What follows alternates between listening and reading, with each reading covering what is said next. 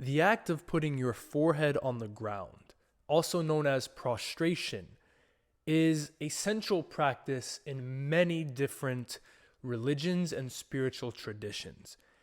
It signifies humility, reverence, and submission to a higher power, a surrender of one's ego, and is a direct connection with something greater than ourselves. The most obvious example of this prostration is in Islam, right? Part of the 5 daily prayers, the 5 salah, one of the most central positions is known as sujood, in which a Muslim places their forehead on the ground. This is known as the closest one can come to God. It's a very powerful practice to make dua, supplication, a personal prayer in this position, forehead on the ground, heart above mind, surrendering one's ego in full submission to God, to the Creator, to the divine. This might be the only prostration that comes to mind, but we can look at other religions, other spiritual traditions, and see that it's common in them as well. Christianity, for instance, more of the Eastern Orthodox and traditional Roman Catholic, this act of prostration, of placing your forehead on the ground, is a key practice. Obviously, as Christianity evolved, certain things such as the act of fasting, the act of prostration have become diminished, maybe minimized. But in Eastern Orthodox, in especially Middle Eastern expressions of Christianity, which in essence, that is where Christianity was created. That's where Christianity evolved, and then it went into Europe. But in this center of Christian development, prostration, placing your forehead on the ground, is a central theme in more of the Eastern Orthodox traditions. Another thing that might come to your mind is child's pose, a yoga posture. Right? It's known and it's often taught in classes that this is a very powerful position where one places their forehead on the ground in an act of humility, in an act of submission of your ego.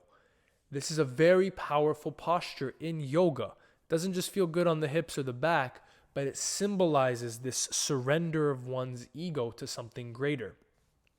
Other spiritual practices such as Buddhism, they have this placing the forehead on the ground in act of reverence to the Buddha, their representation of the divine, of something greater than this material world. In Shinto, they have this as well as a submission and respect for the spirits. In Taoism, there's certain rituals and acts of worship in which one places the forehead in the ground to commemorate and to truly connect with the Tao, with the way of life. Judaism, when you look back in the history of Judaism, this was associated with Yom Kippur, right? This was in reverence to the divine. This act of sujood, this physical act of placing your forehead down, of minimizing your ego, your sense of self, having your heart, which is the center of your spirit. In many spiritual traditions, your heart is more than just a pump. This is the physical representation of what all spiritual traditions aim to really accomplish, and that is surrendering the ego to the divine. And in my personal practice of Islam, of the Salah, the 5 daily prayers, this act of sujood is the climax of Islam. Truly, prostration, forehead on the ground, is the climax of the entire spiritual path of Islam. What does Islam mean? It means submission. What is sujood? What is prostration? It's the climax of submission. Forehead to the ground, heart higher than head, minimizing your ego for something greater. This is where you should make your dua, your prayer. Place your forehead on the ground. This is where you connect with God.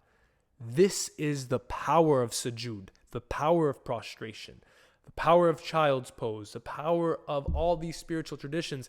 They have this, if you really look deep, every religion, every spiritual path has some form of prostration.